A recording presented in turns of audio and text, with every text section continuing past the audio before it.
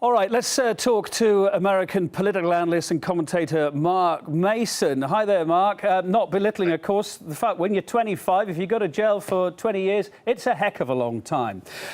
What do you make of this verdict today? We don't know what the sentence is yet. That's to come tomorrow. But what are your initial thoughts on what's come out in the last couple of minutes from Maryland there?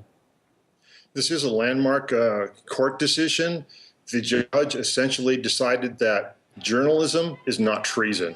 This is really all about not only, of course, Bradley Manning, but the attack on journalism and WikiLeaks and Julian Assange. The U.S. government and the Obama administration, they really have bigger fish to fry. They're after Julian Assange. That's the one they want to catch. They're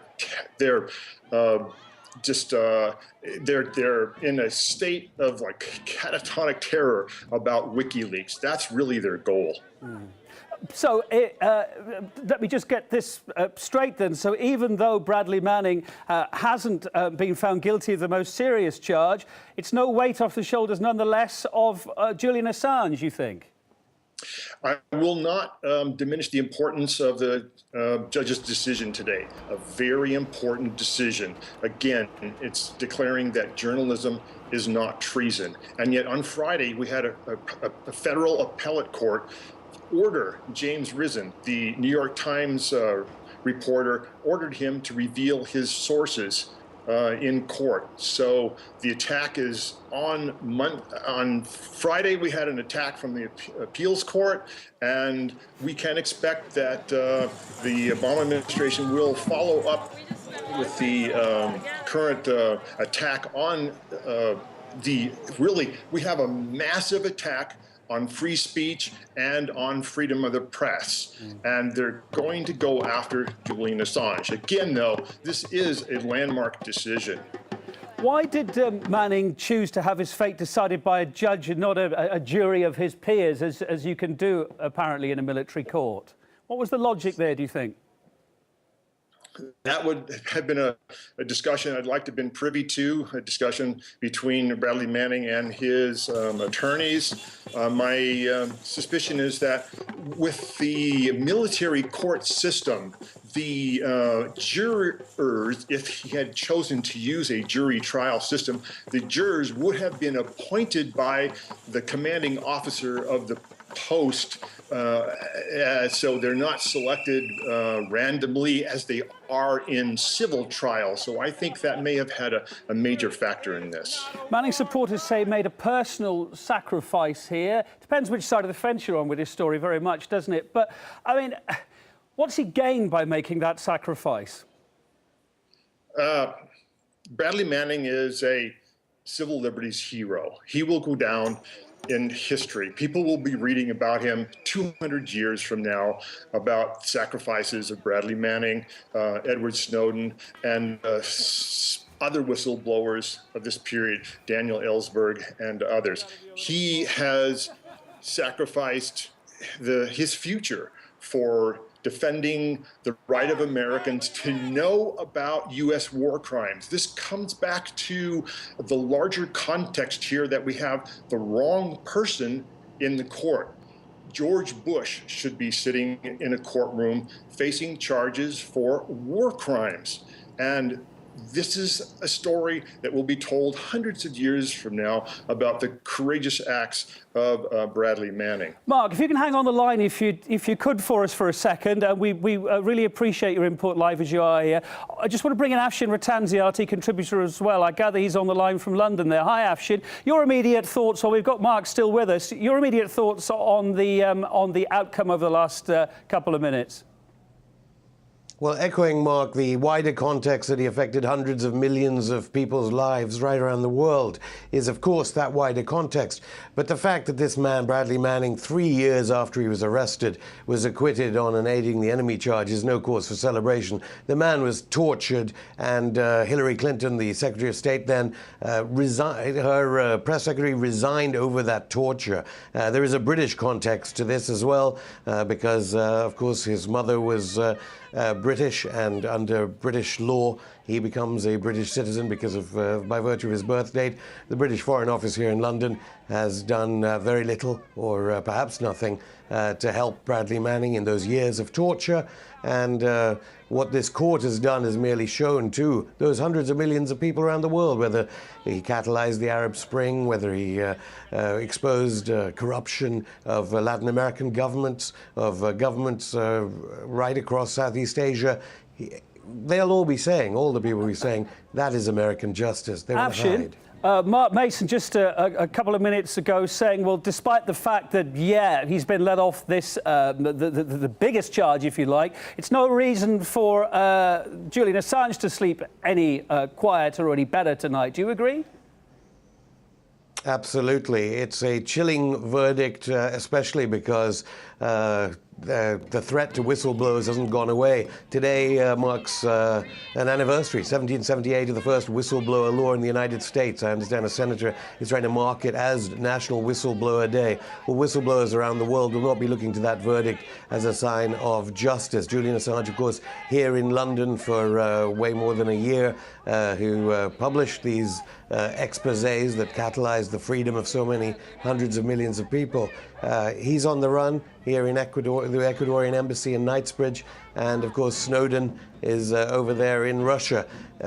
This verdict means that Obama, quite apart from assassination strikes against people without any kind of due process, will seek to try as hard as he can to stop the people of America and the people of the world from understanding how foreign policy murders, in the case of the Collateral Murder video, and destroys the lives of so many people on Earth.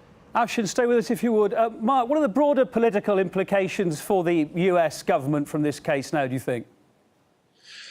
The Obama administration is really on the run due to the courageous acts of Edward Snowden, Bradley Manning, and other whistleblowers. Information is actually getting out through the cracks, out to the people about the illegal activities, the illegal NSA spy programs, the illegal wars. So I think that we have a desperate administration that's trying to hold together the American empire, and that's Obama's job. He's just another guy. He's a temporary assistant holding down the job of maintaining the empire for 4 or 8 years. That's what presidents are. And so we really have a constitutional crisis. The United States is in a constitutional crisis right now. I can't list all the violations of the Constitution. The First Amendment, the Fourth Amendment, the Fifth Amendment, certainly, are all being violated by all three branches of the government. A recent Pew public opinion poll was released just days ago. 70% of the American public believe that the American government is collecting information about Americans and using it for purposes that have nothing whatsoever to do with spying. Americans are not supposed to know that. They're supposed to be controlled through the mass media, the 5 mega corporations that control and manage public opinion here in the United States. So the control over public opinion is a linchpin of elite control in the United States. We're a representative government, and that government represents the interests of the bankers, the military contractors, big oil and big pharma and such. And this system of information control is beginning to crack. And this comes back again to Bradley Manning and WikiLeaks and the importance of Obama targeting both Manning and Julian Assange. Mark, while you're on the line, I'm not expecting you to be a military legal expert here, but I've got a bit of confusion in my head myself now since this verdict's come out over the last couple of minutes. Our correspondent saying the maximum that Bradley Manning could face in jail, 20 years. And yet we're hearing, he's been found guilty of the most, he's been found not guilty of the most serious charge, aiding the enemy. Yet we understand that. That was punishable by life imprisonment. But Manning still faces over 100 years in prison on 19 counts. Is that true or is that false? That's my understanding. Either 19 or 20 counts. Bradley Manning has already pre-trial pled guilty to certain charges, and those are already on the books, so to speak. He has pled guilty to 19 or 20 charges. My understanding is that Bradley Manning will be subjected to a minimum of 20 years in prison, even though as you mentioned and noted carefully, that the judge has just discarded the argument that he was committing treason. Yeah, OK. Mark, thank you so much for your time for now. Back to you, Afshin. The sentence is due to come out over the next, maybe tomorrow, but maybe over a couple of days. A lot of people are still involved in that sentencing tomorrow. Can it go to appeal?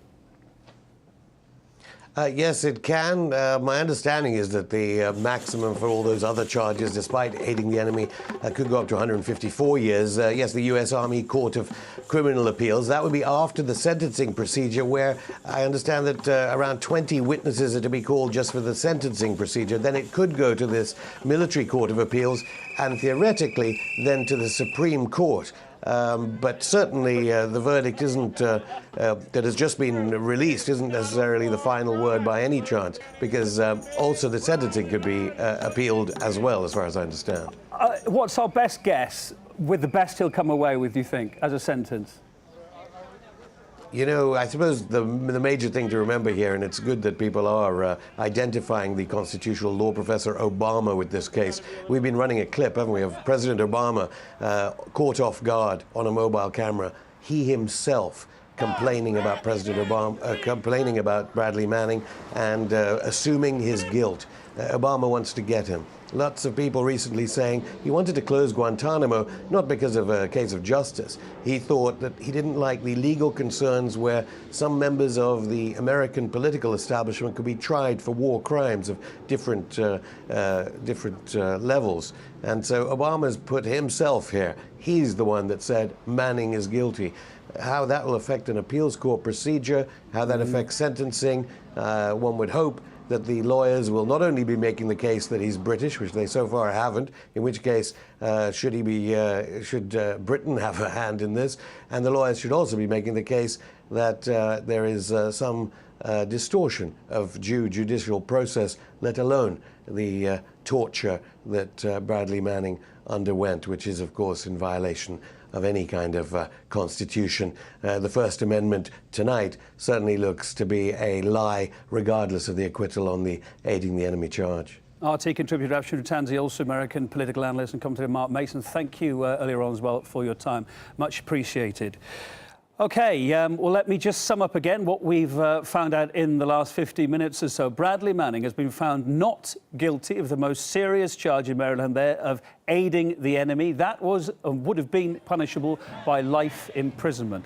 Manning still, though, faces over 100 years in prison on 19 counts, including theft and espionage. His sentencing is set to begin Wednesday. We'll be bringing you the latest from the court, and the news continues here